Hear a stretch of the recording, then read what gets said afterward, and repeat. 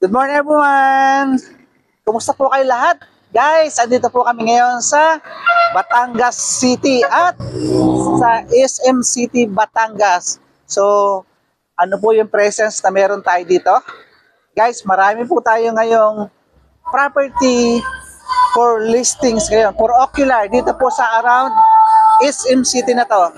Pero po tayong 200 square meter, may 280, may 90 square meter, and may 1,000 plus square meter. So, guys, abangan mo yung listing sa atin. And, guys, bukod dyan, meron pa po tayo mga available na mga research development dito sa area nito. So, malapit sa Batangas City. And, guys, kita-kits tayo sa mga kaibigan ko dyan na nandito, malapit sa SM City o Karating Dabayan.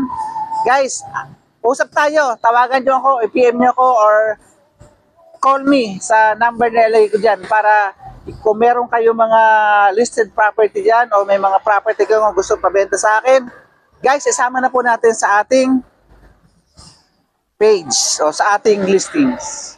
Once again guys, for more information about sa mga property na hawak ko at mga listed property ng BGA Realty, just click the send message below and let's talk.